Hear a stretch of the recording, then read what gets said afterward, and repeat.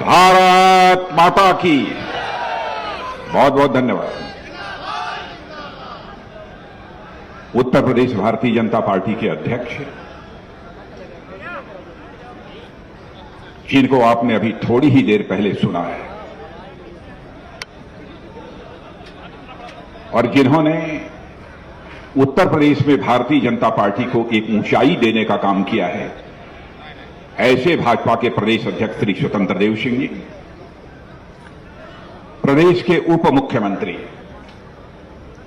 और शिक्षा के क्षेत्र में जिन्होंने एक क्रांति लाने का काम किया है, ऐसे डॉक्टर दिनेश जी शर्मा, पार्टी की उपाध्यक्ष श्रीमती रेखा वर्मा जी, प्रदेश के संगठन मंत्री, जिन्होंने एक संगठन का मजबूत ढांचा, प्रभावी ढांचा, क्रियाशील ढांचा इस उत्तर प्रदेश में खड़ा किया है, ऐसे श्री सुनील जी बंसल और केंद्रीय राज्य मंत्री श्री कौशल किशोर जी, श्री अजय जी मिश्र और उत्तर प्रदेश सरकार के मंत्री श्री रमापति जी शास्त्री, श्री ब्रजेश जी पाठक, श्री मुकुट बिहारी जी वर्मा, डॉक्टर महेंद्र सिंह, श्रीमती स्वाति सिंह और श्री पलटू राम जी, हमारे लोकप्रिय सांसद, यहां के सांसद श्री राजेश जी वर्मा, श्री जयप्रकाश जी रावत, श्री अशोक जी रावत, स्वामी साक्षी जी महाराज, श्री लल्लू सिंह जी अयोध्या के सांसद और श्री अक्षयवर लाल जी गौड़, श्री कीर्तिवर्धन सिंह जी और श्री अशोक जी वाजपेयी और इस मंच का संचालन कर रहे प्रदेश के महामंत्री श्री अमरपाल जी मौर्य और क्षेत्रीय अध्यक्ष श्री शेष नारायण जी मिश्र और इस मैदान में मौजूद मेरे सभी कार्यकर्ता बहनों एवं भाइयों, जो मैं दृश्य आज अपनी आंखों के सामने देख रहा हूं, मुझे इसकी कल्पना तक नहीं थी।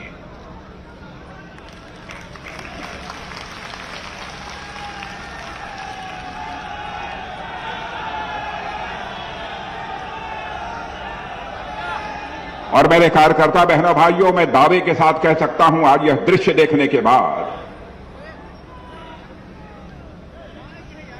कि उत्तर प्रदेश में भारतीय जनता पार्टी को 2/3 से अधिक बहुमत से विजय हासिल करने से अब दुनिया की कोई ताकत रोक नहीं सकती है।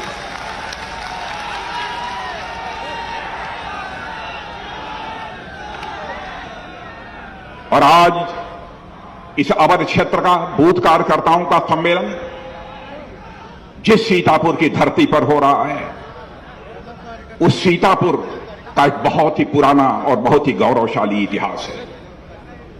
आप जानते हैं नैमिषारण्य इसी सीतापुर की धरती पर है और कहा जाता है भले ही सारे तीर्थों की यात्रा पूरी कर लीजिए, लेकिन जब तक नैमिषारण्य की आप यात्रा नहीं करेंगे तब तक आध्यात्मिक यात्रा आपके जीवन की कभी पूरी नहीं हो सकती है। आज ऐसी धरती सीतापुर पर खड़े होकर मुझे अपनी बात रखने का अवसर प्राप्त हुआ है। यह संतों की धरती है, यह सूफियों की धरती है, जहां पर आध्यात्मिक धरती यह सीतापुर है। यहीं पर भारत की सीमाओं की सुरक्षा के लिए अपना सर्वस्व न्यौछावर कर देने वाले कैप्टन मनोज पांडे की भी यह धरती है। मेरे बहनों भाइयों, कैप्टन मनोज पांडे इसी सीतापुर की रहने वाले किसी मां की कोख से पैदा हुए थे, सीतापुर की धरती पर पैदा हुए थे। उनका लालन पालन यदि हुआ था तो उत्तर प्रदेश की राजधानी लखनऊ में बगल में हुआ था, लेकिन जन्मस्थली उनकी यही है। कारगिल के युद्ध के दौरान इसी सीतापुर की मां की कोख से पैदा हुए कैप्टन मनोज पांडे ने जिस अदम्य साहस का परिचय दिया था, बहनों भाइयों, उसकी जितनी भी सराहना की जाए वह कम है। उन्होंने भारत की सीमाओं की रक्षा करते हुए भारत की एकता, भारत की अखंडता, भारत की संप्रभुता की रक्षा करते हुए वह वीर गति को प्राप्त हुए थे और उनको सम्मानित करते हुए भारत के महामहिम राष्ट्रपति महोदय ने परमवीर चक्र से उन्हें सम्मानित करने का काम किया था। ऐसे बहादुरों की धरती है। बहनों भाइयों, चाहे भारत को आजादी दिलाने में जिन्होंने अपने प्राणों को न्यौछावर किया हो, अथवा हमारे भारत की सीमाओं की रक्षा करने में जिन्होंने अपना योगदान दिया हो, उन सभी को याद किया जाना चाहिए, उनका सम्मान किया जाना चाहिए। यह भारत की एक गौरवशाली परंपरा रही है, बहुत ही प्राचीन यह परंपरा हमारी रही है। शायद समाचार पत्रों के माध्यम से आपको इस बात की भी जानकारी मिली होगी, आज के कुछ ही दिन पहले क्या 7 दिन पहले 18 तारीख को भारत और चीन की सीमा रिजांगला, यहां पर इस बार भी भारत और चीन के बीच जो स्टैंड ऑफ हुआ था, आमना सामना हुआ था, उस भारत चीन की सीमा रेजंगला बैंक वहां पर गया हुआ था। बहनों भाइयों, मुझे यह बतलाया गया कि आज तक कोई रक्षा मंत्री रेजंगला नहीं जा पाया है, क्योंकि वहां पर -20 डिग्री का टेम्परेचर होता है। मैंने कहा कि यदि हमारे बहादुर जवान यदि रेजंगला में -20 डिग्री के टेम्परेचर में खड़े होकर भारत की सीमाओं की रक्षा कर रहे हैं, चाहे जो कुछ भी हो जाए, हमारा जो होना होगा, लेकिन जिन लोगों ने उस धरती पर हमारे भारत की सीमाओं की रक्षा करते हुए अपना बलिदान दिया है, उनको श्रद्धांजलि अर्पित करने के लिए मैं रेजंगला जाऊंगा, और मैं रेजंगला भी गया था।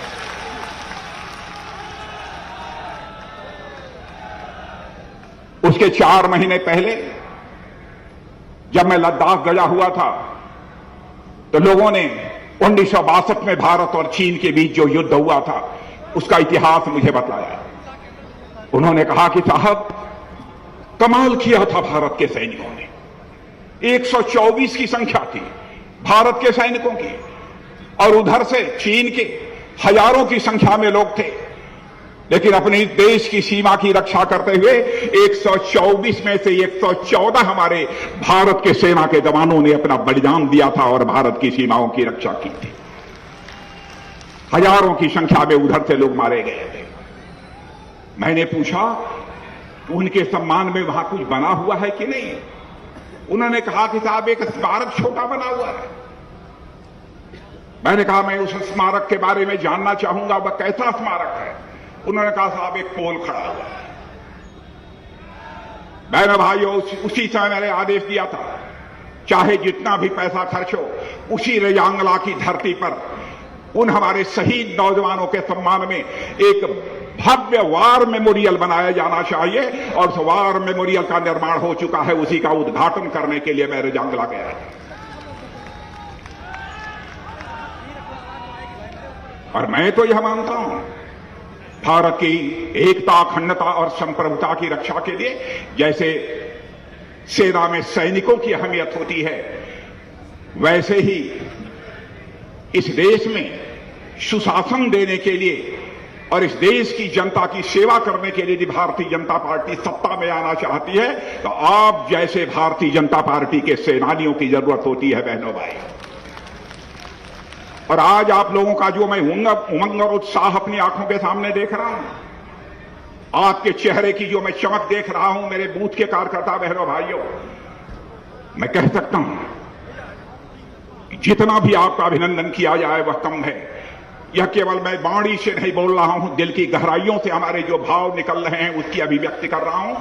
और आप सभी जो बूथ के कार्यकर्ता यहां पर मौजूद हैं, सारे बूथ के कार्यकर्ताओं के सामने भारत का रक्षा मंत्री और आपके भारतीय जनता पार्टी का एक वरिष्ठ कार्यकर्ता शीश झुकाकर आप सभी का हार्दिक अभिनंदन करता है, आप सभी का स्वागत करता है।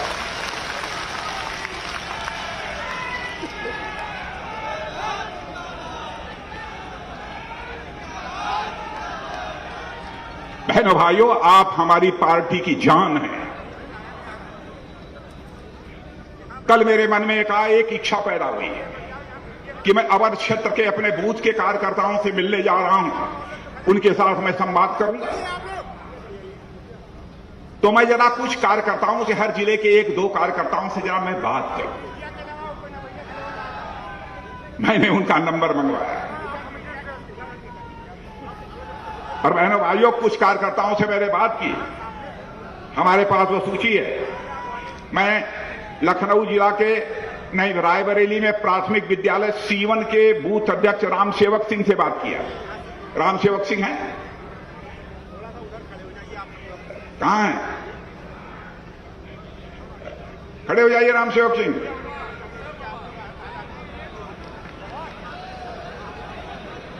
अच्छा, वैसे ही उन्नाव के आदर्श नगर आंशिक के अमन वर्मा से बात किया और सीतापुर के नेपालपुर के विवेक विश्वकर्मा से भी बात किया था मैंने, विवेक विश्वकर्मा से भी बात किया। ऐसे ही पूर्वी लखेड़ा वन से रोहित सिंह लखीमपुर से और अभिषेक पंत हरदोई से और अयोध्या जिले से बैजनाथ प्रसाद जायसवाल और अयोध्या महानगर से सत्य प्रकाश निषाद और अंबेडकर नगर से श्री नरेंद्र कुमार और रंजीत कुमार बाराबंकी से, वैसे ही श्री चंद्र प्रकाश मौर्य बलरामपुर से और श्री घनश्याम कश्यप बहराइच से और गोंडा से, रनियापुर से विशाल तिवारी और श्रावस्ती से श्री अमरीश यादव। बहनों भाइयों, इतने कार्यकर्ताओं से मैंने बात किया और मुझे बहुत सुखद अनुभूति हुई और मैं बतलाना चाहता हूं जो हमारी बातचीत हुई। पहले तो मैंने उनके परिवार का हालचाल पूछा, आप कैसे हो, परिवार की क्या हालत है, और मैंने कहा कि कल मैं आ रहा हूं सीतापुर में अवध क्षेत्र के बूथ के कार्यकर्ताओं के सम्मेलन में भाग लेने के लिए। कहां साहब, मुझे मालूम है, हम लोग तैयार हैं, हम लोग कल जा रहे हैं। मैंने कहा क्षेत्र का माहौल क्या है? अरे कहे साहब बहुत अच्छा है। मैंने कहा पन्ना प्रमुख बन गए? कहा साहब हमारे यहां तो हर बूथ पर सब पन्ना प्रमुख बनकर तैयार हो गए, हर भारतीय जनता पार्टी के बूथ के कार्यकर्ता ने।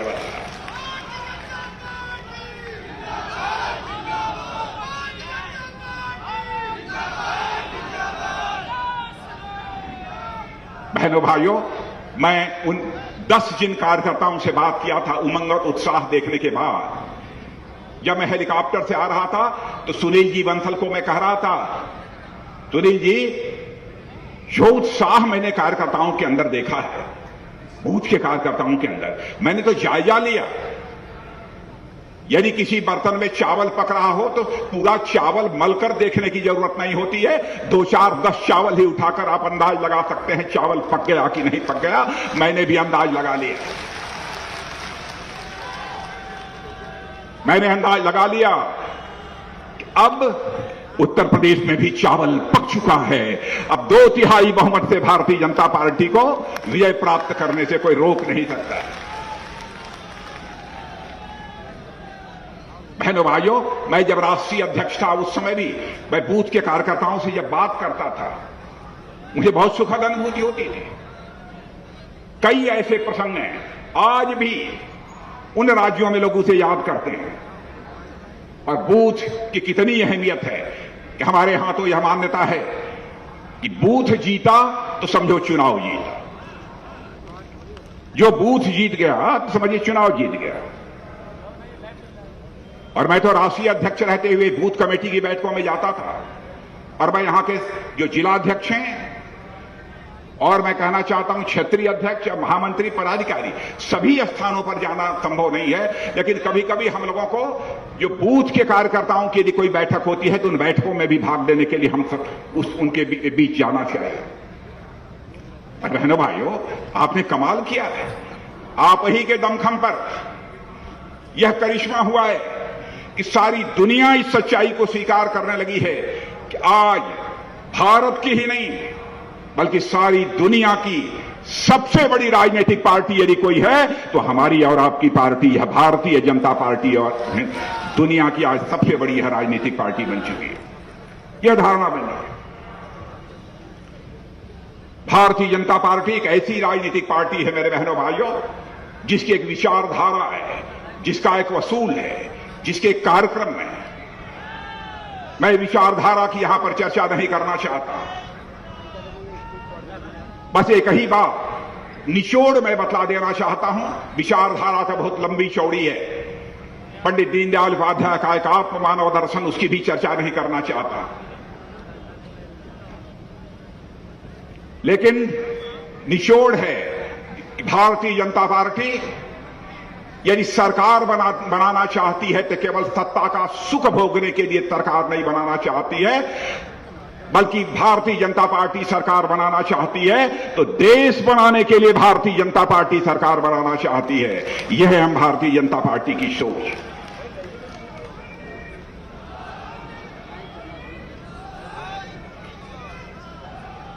और भारतीय जनता पार्टी, बहनों भाइयों, यहां हमारे प्रेस के मित्र भी बैठे हैं, मैं इनसे भी विनम्रतापूर्वक निवेदन करना चाहूंगा।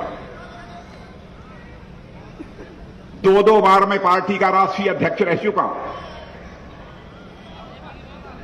बराबर 2-2 बार, और एक बार तो इस बार भी जब 2019 में चुनाव हुआ था, भारतीय जनता पार्टी का जो संकल्प पत्र बना था उसके लिए जो कमेटी बनाई गई थी उसका भी चेयरमैन मैं ही था।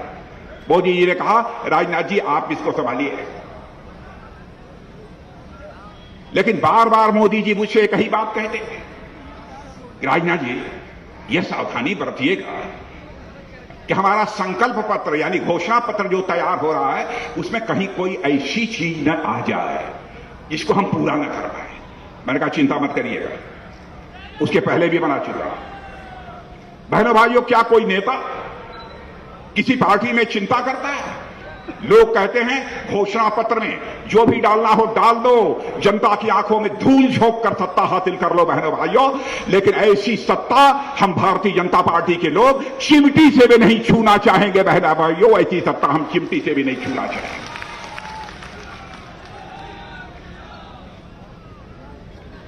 हम जनता की आंखों में धूल झोंक कर राजनीति नहीं करना चाहते, हम जनता की आंखों में आंख डालकर हम राजनीति करना चाहते हैं।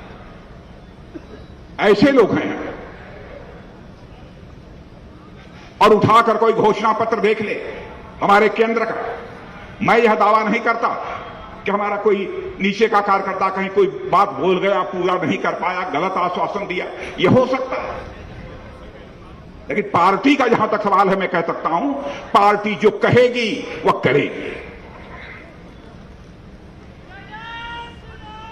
आजाद भारत के इतिहास में आपने देखा होगा कि बहनों भाइयों, नेताओं ने जनता से बहुत सारे आश्वासन दिए हैं, बहुत सारे वादे किए हैं, आंशिक रूप से भी अपने वादों को पूरा कर दिया होता तो शायद आज के 25-30 साल पहले ही हमारा भारत ये दुनिया का सबसे ताकतवर देश बन गया होता। लेकिन नेताओं की कथनी और करनी में अंतर होने के कारण ही भारत की राजनीति और भारत के नेताओं के प्रति एक विश्वास का संकट इस देश में पैदा हुआ है। और इस विश्वास के संकट को मेरे बहनों भाइयों हम लोगों ने चुनौती के रूप में स्वीकार किया है। हम आपको यकीन दिलाते हैं, जनता तक यह बात पहुंचाइए कि हम जो कहेंगे वो हम करके दिखाएंगे। याद दिलाना चाहता हूं, भारतीय जनसंघ हमारी पहले की पार्टी 1951 में 1951 में हम लोगों ने कहा था हमारी पार्टी को यदि कभी सरकार बनाने का अवसर मिला तो जम्मू कश्मीर में जो धारा 370 लागू है, जिसके तहत जम्मू कश्मीर को एक स्पेशल स्टेटस मिला हुआ है, हम सरकार बनने के साथ चुटकी बजाकर धारा 370 समाप्त करेंगे बहनों भाइयों, और जम्मू कश्मीर का वही दर्जा होगा जो हिंदुस्तान के अन्य राज्यों का। यह करके हमने दिखा दिया। ऐसे बहुत सारी चीजें जिनके बारे में हमने जो कहा था वह करके हमने दिखा दिया। और मैं कहना चाहूंगा, आज हमारे संकल्प पत्र को भी उठाकर देख लीजिएगा, जो कहा है सब करेंगे। आप लोगों ने 2014 में भी मोदी जी की सरकार बनाई, और 2019 में भी उससे भी अधिक सीटों पर विजय दिलाकर जो है मोदी जी की सरकार बनाई। दुनिया के दूसरे देशों में यदि आपके परिवार का अथवा आपके गांव का, पड़ोस का कोई यदि रहता होगा, आप उससे पूछिए अंतर्राष्ट्रीय जगत में भारत के प्रति विगत 6-7 वर्षों में किस प्रकार की धारणा बनी है। बहनों भाइयों, भारत की सम्मान, भारत की प्रतिष्ठा अंतर्राष्ट्रीय जगत में मोदी जी के नेतृत्व में तेजी के साथ बढ़ी है, इसे कोई अस्वीकार नहीं कर सकता है। भारत को दुनिया में कमजोर भारत नहीं मानती है, बल्कि भारत अब दुनिया का एक ताकतवर देश बन चुका है। किसी भी चुनौती का मुकाबला करने की कुवत भारत के अंदर है। हमारे प्रधानमंत्री मोदी जी जब कभी जाते हैं, अंतर्राष्ट्रीय मंचों से अपनी बात बोलते हैं, बहनों भाइयों, सारी दुनिया उसे बहुत ही गंभीरतापूर्वक सुनती है। और आप देखते होंगे उस पर तरह तरह के दुनिया के दूसरे देशों के भी राष्ट्राध्यक्षों के भी बयान आते हैं, उनकी प्रतिक्रियाएं आती हैं। इस तरीके से हमारे भारत की अंतर्राष्ट्रीय जगत में प्रतिष्ठा बढ़ी है। और हमने जो कहा है वह किया है। क्या कभी सोचा था कि इस देश में एक ऐसा भी प्रधानमंत्री आएगा, ऐसा भी कोई मां का लाल आएगा कि जो यह बड़े दृढ़ता के साथ कह सकेगा कि हम 2024 समाप्त होते होते हिंदुस्तान में एक भी परिवार ऐसा शेष नहीं बचने देंगे जिस परिवार को कच्चे मकान में रहने की नौबत हो, ऐसा हम एक भी परिवार नहीं रहने देंगे। आपके दावे के साथ कह सकता हूं, आपके जिले में भी बहुत सारे लोगों को पक्के मकान मिले होंगे, और मैं विश्वास के साथ कहकर जा रहा हूं कि 2024 तक इस हिंदुस्तान का एक भी परिवार शेष नहीं बचेगा जिस परिवार को अपना सिर ढकने के लिए पक्का छत न मुहैया हो जाए, ऐसा एक भी परिवार शेष नहीं बचेगा। बिजली की चर्चा हो रही थी, जब मैं मंच पर नहीं आया था उस समय पहले कोई बोल रहा, उसके बारे में आप अच्छी तरह जानते हैं। गैस चूल्हा, क्या किसी ने सोचा था कि गरीब परिवारों में भी माताएं बहनें गैस जलाकर जो है कभी खाना बनाएंगे? लेकिन सचमुच हमारे प्रधानमंत्री ने कहा था कि मैं प्रधानमंत्री के रूप में नहीं बल्कि मैं प्रधान सेवक के रूप में जनता की मैं सेवा करूंगा, और सेवक के रूप में इस जनता की सेवा कर रहे हैं। प्रधानमंत्री किसान सम्मान निधि 6-6 हजार रुपए हमारे किसान भाइयों के खाते में प्रतिवर्ष हर 4 महीने पर 2,000 रुपया खाते में पहुंच जाता। क्या किसी ने कल्पना की थी कि ऐसा भी होगा? कोरोना के दौरान बड़ी संख्या में लोग जो शहरों में काम करते थे, बाजारों में काम करते थे, फैक्ट्रियां बंद हो गई, काम बंद हो गया, घरों को वापस लौटने लगे। अजीबोगरीब हालात थे। हमारे प्रधानमंत्री ने फैसला किया कि हम किसी को भारत में भूख से नहीं मरने देंगे, इसलिए मुफ्त गल्ला हर परिवार को मुहैया कराने का काम हमारे प्रधानमंत्री ने किया है। बहनों भाइयों, इससे बड़ी संवेदनशीलता और क्या हो सकती है? कई ऐसे कदम उठाए। विकास का जहां तक प्रश्न है, मैं उत्तर प्रदेश की ही बात लेना चाहता हूं, पूरे देश में नहीं ले जाना चाहता। उत्तर प्रदेश में पहले कितने मेडिकल कॉलेजेस थे? आज 37 या 40 जिलों में मेडिकल कॉलेज बन गए हैं अथवा इस समय निर्माणाधीन हैं। और आज आपको आश्वस्त करके जाना चाहता हूं, एक भी जिला इस उत्तर प्रदेश का शेष नहीं बचेगा बहनों भाइयों, जहां पर कि एक मेडिकल कॉलेज बनकर न तैयार हो जाए, एक जिला भी शेष नहीं बचेगा। और जाकर गांव में हर परिवार को यह संदेश दे दीजिए, यदि आपके घर में नल के माध्यम से जल यदि नहीं पहुंचता है तो नल के माध्यम से आपके घर में जल मुहैया कराया जाएगा। और 2024 अथवा 2001 साल 1.5 साल और लग सकते हैं। यह समाप्त होते होते हिंदुस्तान का एक भी घर शेष नहीं बचेगा जिस घर में नल के माध्यम से जल न पहुंच जाए, ऐसा एक भी घर शेष नहीं बचेगा। ऐसे कई कदम उठाने का हम लोगों ने फैसला किया है। जो कहा है वह करके हम दिखाएंगे। उत्तर प्रदेश में आपने 2012 से लेकर 2017 तक यहां समाजवादी पार्टी की सरकार देखी, और 2017 से यहां पर भारतीय जनता पार्टी की सरकार हमारे मुख्यमंत्री योगी आदित्यनाथ जी के नेतृत्व में देख रहे हैं।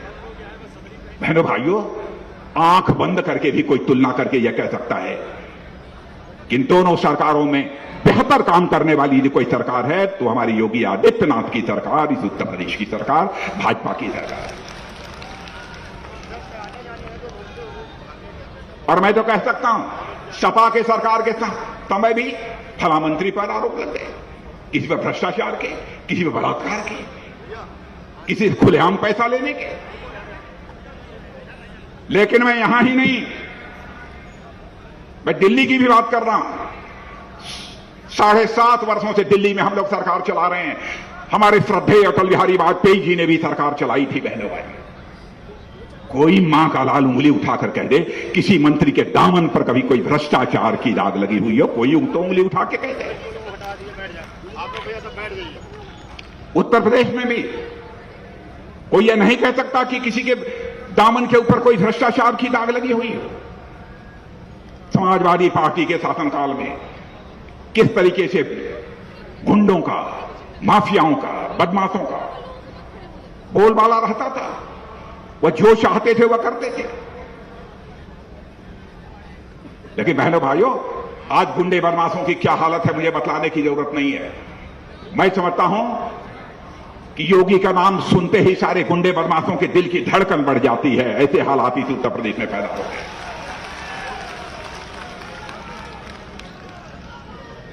और मैं तो योगी आदित्यनाथ जी को सचमुच बधाई देना चाहता हूं। जिस प्रकार का सराहनीय काम उन्होंने किया है कानून और व्यवस्था के मोर्चे पर, और इस सच्चाई को भी हमको समझना चाहिए कि हम किसी राज्य अथवा किसी देश का हम विकास करना चाहते हैं तो जब तक वहां पर कानून और व्यवस्था की स्थिति चाक चौबंद नहीं होगी तब तक उस राज्य अथवा उस देश का विकास किसी भी सूरत में नहीं हो सकता है। यही कारण है कि हिंदुस्तान के दूसरे देशों से निवेश लोग उत्तर प्रदेश में आकर कर रहे हैं, कानून व्यवस्था बेहतर होने के कारण। पहले क्यों नहीं होता था? मुझे यह बताया गया है कि 4,75,00,000 का निवेश का प्रस्ताव उत्तर प्रदेश में आया है। माने यहां पर फैक्ट्रियां बनेंगी, तरह तरह के कल कारखाने बनेंगे, यह निवेश करेंगे लोग, बाहर के लोग यहां पर। और मैं रक्षा मंत्री होने के नाते एक चीज बतला देना चाहता हूं मेरे बहनों भाइयों, इसी उत्तर प्रदेश की धरती बगल में, इसी लखनऊ में ही मिसाइल जो बहुत दूर तक मार करती है, नीचे से ऊपर तक की मार करती है, ब्रह्मोस मिसाइल भी इसी उत्तर प्रदेश की धरती पर बनेगी बहनों भाइयों, इसी उत्तर प्रदेश की धरती।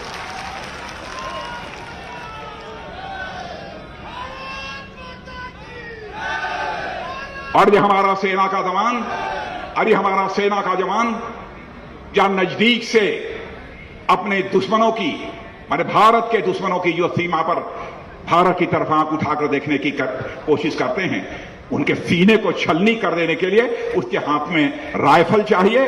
तो रूस के सहयोग से असॉल्ट राइफल भी इसी उत्तर प्रदेश की धरती पर बनेगा बहनों भाइयों, इसी उत्तर प्रदेश की धरती पर बनेगा।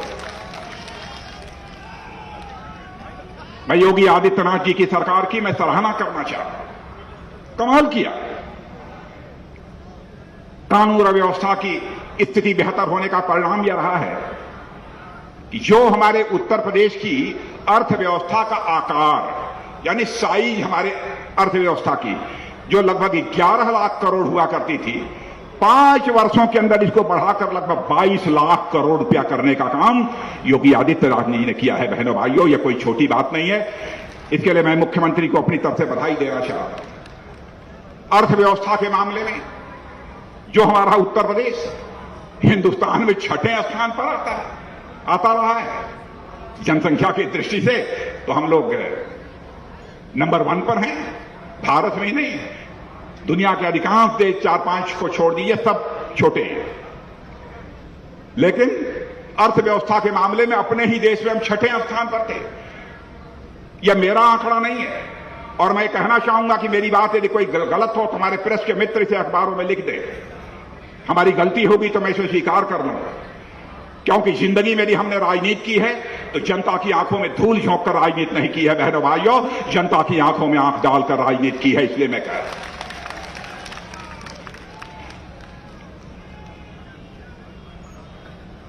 अर्थव्यवस्था जो पहले 6ठे स्थान पर थी अब दूसरे स्थान पर पहुंच गई भारत के अंदर।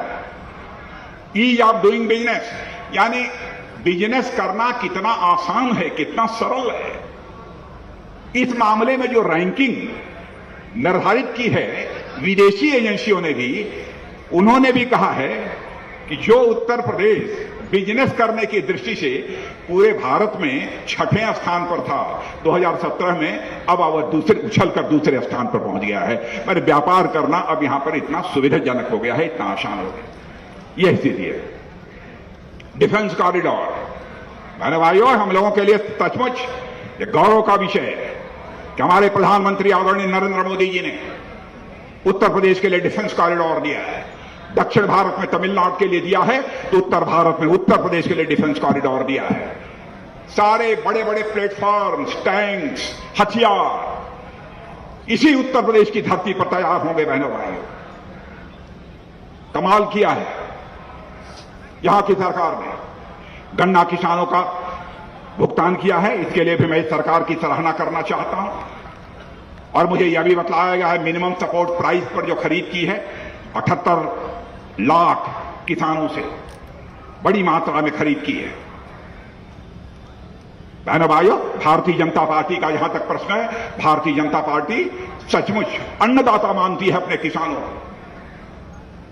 मैं भी गांव का रहने वाला हूं, मैं भी किसान का बेटा हूं, सामान्य परिवार की मां की कोख से पैदा हुआ हूं। किसानों के दर्द को मैं अच्छी तरह समझता हूं। बराबर किसानों की राजनीति से भी मैं जुड़ा रहा हूं।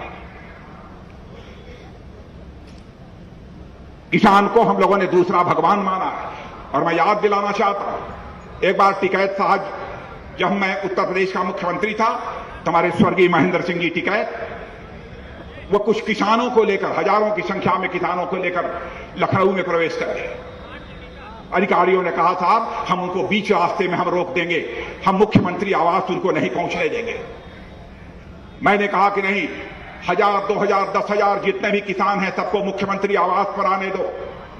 मैं किसानों का अभिनंदन करूंगा, अपने हाथों से करूंगा, मैं उनको हार पाने। और बहनों भाइयों, लगभग 4-5 हजार की संख्या में किसान मुख्यमंत्री आवास के सामने आ गए। स्वयं मैंने कहा गेट खोल दो, और गेट खोलकर सीधे उनका अभिनंदन करने के लिए बहनों भाइयों मैं उनके बीच चला गया। यह है किसानों के प्रति भारतीय जनता पार्टी की संवेदनशीलता। 3 कानून संसद ने पास किए थे कृषि से संबंधित, लेकिन मैं सचमुच जिस तरीके से प्रधानमंत्री जी ने अपनी दरिया दिल और अपने बड़प्पन का और बड़े दिल का परिचय दिया, कहा कि यदि हमारे किसानों ने ठान ही लिया है, हम उनको नहीं समझा पाए, बहुत कोशिश किया,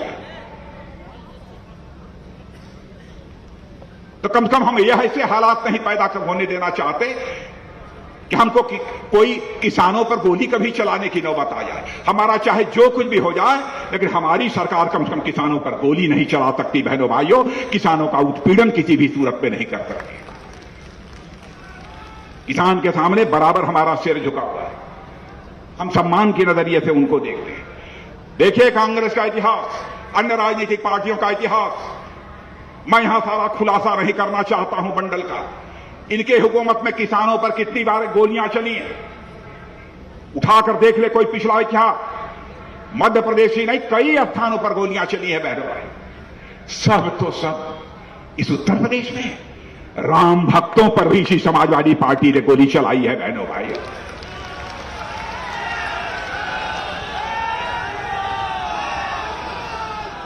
हम न किसानों पर गोली चला सकते हैं, न हम राम भक्तों पर गोली चला सकते हैं।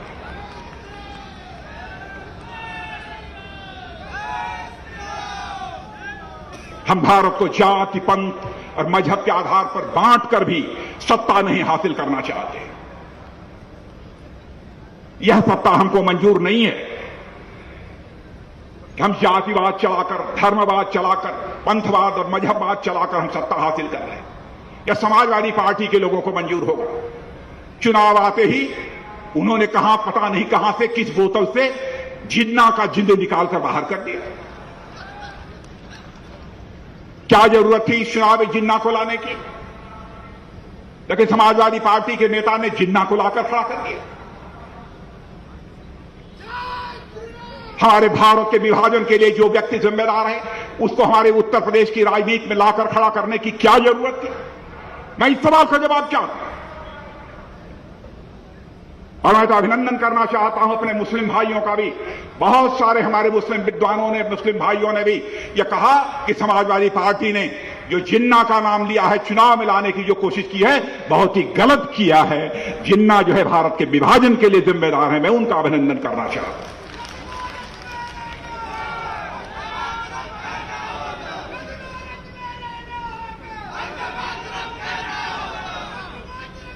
बहनों भाइयों, कृति और कथन में कोई अंतर नहीं है। हम लोगों को काम करने की क्षमता, काम करने की कुशलता, काम करने की दिल की तड़पन जब तक सत्ता में बैठे हुए लोगों के दिलों में नहीं होगी, तब तक जनता की सेवा नहीं की जा सकती। अभी हमारे डॉक्टर दिनेश जी शर्मा चर्चा कर रहे थे कोविड के दौरान। जाकर देखिए दूसरे देशों में क्या हालत है। हाई टेक्नोलॉजी वाली जो कंट्रीज हैं, उच्च तकनीक के जो देश माने जाते हैं, धनवान देश माने जाते हैं, हाहाकार मचा हुआ था, तबाही मची हुई थी। लेकिन हमारे प्रधानमंत्री नरेंद्र भाई मोदी ने जिस तरीके से बहनों भाइयों संवेदनशीलता के साथ काम किया है, उसकी जितनी भी सराहना की जाए वह कम है। और कोविड को भी, इस संकट को भी हमारे प्रधानमंत्री ने अवसर में बदल दिया। बहनों भाइयों, कोविड को लेकर भी सारी दुनिया में भारत की चर्चा हो रही है कि कैसे इतनी बड़ी चुनौती का वहां के प्रधानमंत्री ने मुकाबला किया। यह हाल है हमारे योगी आदित्यनाथ जी ने क्या कमाल किया है। बहनों भाइयों, योगी आदित्यनाथ जी ने इस उत्तर प्रदेश में कोविड को बढ़ने नहीं दिया। इतनी चाक चौबंदर मुकम्मल व्यवस्था की। बड़े बड़े देश जबकि कोविड के सामने घुटने टेक दिए, दुनिया के दूसरे देश तो आज भी इस कोविड के संकट से जूझ रहे हैं। और आपको जानकर आश्चर्य होगा, ऑक्सीजन की कमी हो गई थी, हाहाकार मचा हुआ था, हॉस्पिटल की बेड पर लोग दम तोड़ रहे थे, 900 मीट्रिक टन ऑक्सीजन की जरूरत थी। हमारे प्रधानमंत्री ने कुछ ही समय में 9000 मीट्रिक टन ऑक्सीजन की व्यवस्था कर दी। बहनों भाइयों, इसे कहते हैं काम करने वाला नेता, काम करने वाला। और आज मैं आपको बताना चाहता हूं, आज तो इतने ज्यादा प्लांट लगाए जा रहे हैं ऑक्सीजन के, इतने प्लांट कि बड़ा से बड़ा यदि संकट आ जाए तो भारत का कोई भी नागरिक ऑक्सीजन के अभाव में दम नहीं तोड़ने चाहेगा। बहनों भाइयों, ऐसे हालात हम लोगों ने अब तक पैदा कर दिए हैं। इसलिए मैं आप सबसे अपील करने आया हूं। बहनों भाई, भारत को यदि सशक्त भारत बनाना है तो उत्तर प्रदेश को हमको जिताना पड़ेगा, जो हिंदुस्तान का सबसे बड़ा राज्य है। शानदार विजय दिलानी पड़ेगी। भारत का जहां तक सवाल है, मैं जहां यकीन दिला सकता हूं रक्षा मंत्री होने के नाते और हमारा एक मजबूत नेतृत्व प्रधानमंत्री के रूप में आदरणीय नरेंद्र मोदी जी के नाते, कि बहनों भाइयों, हमने सारी दुनिया को भी यह संदेश दे दिया है, भारत का चरित्र रहा है। हमने न तो दुनिया के किसी देश पर कभी आक्रमण किया है, न तो हमने दुनिया के किसी देश की एक इंच जमीन पर कभी कब्जा किया है।